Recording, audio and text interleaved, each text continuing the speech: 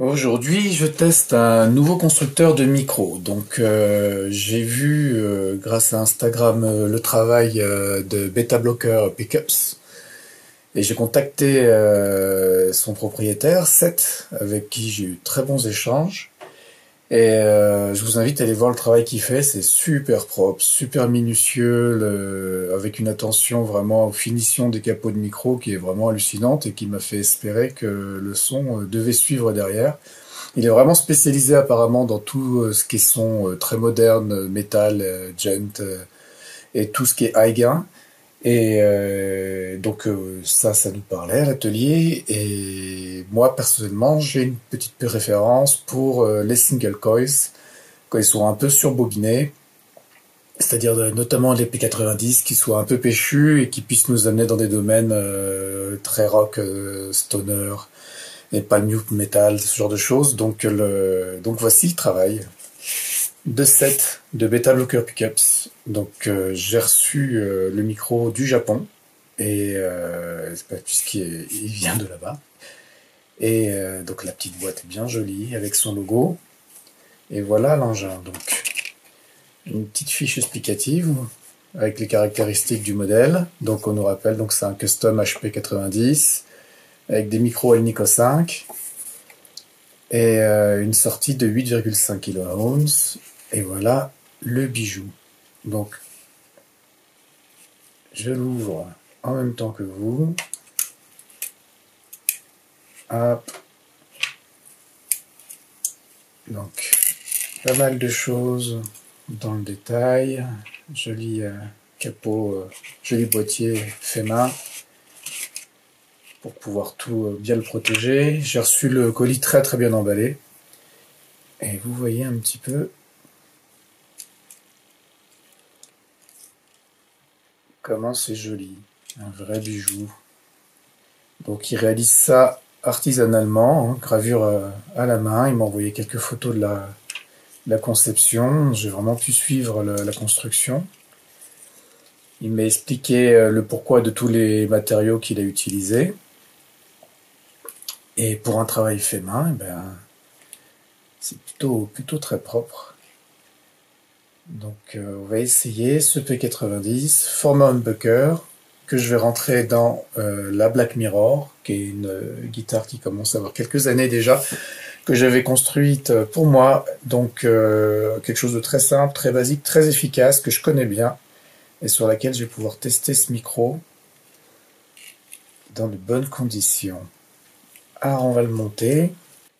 Alors je vais personnellement remplacer les vis qui ont été fournies par ce que j'utilise, c'est-à-dire des vis inox avec une empreinte pour clé Allen.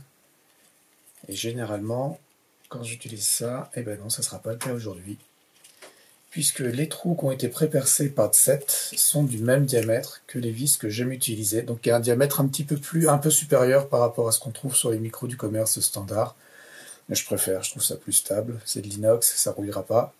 Et puis voilà, ça se règle avec une petite clé Allen, ça évite de finir par marquer les pas de vis cruciformes, etc. Et sur le tour du micro, donc les dimensions des humbuckers elles sont standards et pas de surprise, mais on voit que ça va très très bien. Donc on va l'installer. Avec toujours le passage chiant pour mettre le petit ressort.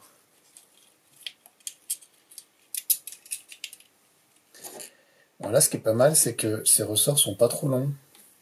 Parce que régulièrement, on se retrouve avec des longueurs de ressorts qui dépassent largement la longueur de la vis, ce qui nous permet d'avoir une bonne pression pour caler le micro, mais ce qui complique pas mal les opérations de montage. Là, le ressort est à la bonne dimension. On voit qu'il a été coupé, donc c'est une attention de Set, apparemment, de faire attention à ça. Ça fait toujours plaisir quand on voit que quelqu'un a pensé à quelque chose, qui est un problème qu'on rencontre souvent. Du coup, un montage rapide, sans difficulté, Alors que parfois, avec ces petits ressorts à mettre sur les vis, on y passe une petite dizaine de minutes. Surtout quand ils sautent, jusqu'à se cacher dans la barbe. Ça m'est arrivé une fois. J'ai cherché pendant une demi-heure, c'était caché dans les poils.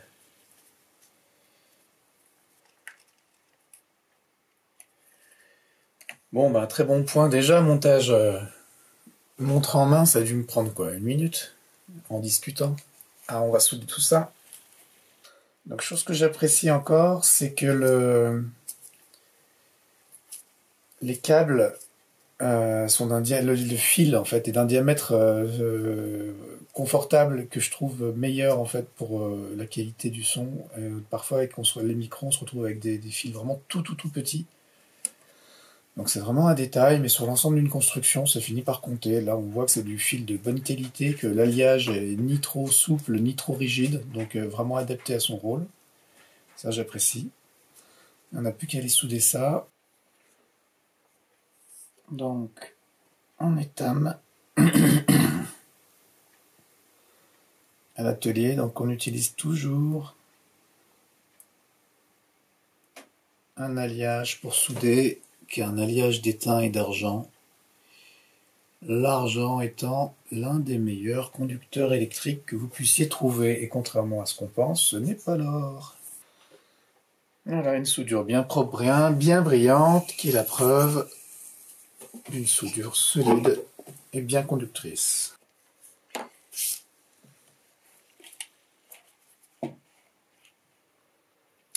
Ça a de la gueule. Alors personnellement, je joue en accordage standard Ré, avec peu de drop parfois, mais donc accordage standard, moi je conseille les D'Addario NYXL, que j'adore, qui sont des cordes avec un alliage un peu plus riche en carbone.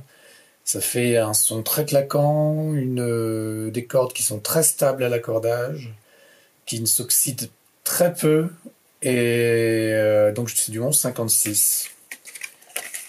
Pour un diapason 25,5, c'est mon style de jeu personnel, qui n'est pas très bon, qui me convient tout à fait. Et sinon, n'hésitez pas, quand vous faites votre guitare, vous choisissez vos jeux de cordes, vous demandez le tyran le mieux adapté à votre diapason, style de jeu et accordage. J'y pense maintenant. Si vous êtes intéressé par une petite vidéo sur comment on monte des cordes sur une guitare, électrique j'entends, hein, parce qu'il y a certaines règles qu'on utilise sur les acoustiques qui sont pas exactement les mêmes, et ben vous n'hésitez pas à le demander. Je ne ferai pas de vidéo qu'on ne me demande pas, parce qu'on n'a pas beaucoup de temps pour en faire. Mais si vous êtes nombreux à demander, ça vous fait plaisir, ça nous fait plaisir de vous faire plaisir. Donc voilà le résultat final monté, ça a vraiment de la gueule. Il faut préciser, Seth, quand je lui ai demandé la création de ce micro, m'a demandé l'espacement exact des pôles, des aimants. À savoir, là il s'agit d'un chevalet moderne chaleur Hans, et l'écart entre les cordes est de 52 mm, et non pas 50 comme par exemple sur un chevalet de Gibson, un pneumatique classique. Du coup, il m'a fait le micro avec l'espace entre les plots adapté, et donc on voit bien que chaque corde est vraiment parfaitement centrée sur chaque aimant. Ça c'est chouette, surtout que c'est un détail qui est difficile à trouver sur les P90. On a beaucoup de constructeurs qui nous le proposent sur des humbuckers, mais sur les P90 c'est beaucoup plus rare, et donc bravo Seth, c'est du super boulot, c'est beau, c'est vraiment impeccable dans le détail, il n'y a rien à côté, quoi. C'est chouette, j'adore, et maintenant on va voir si ça sonne.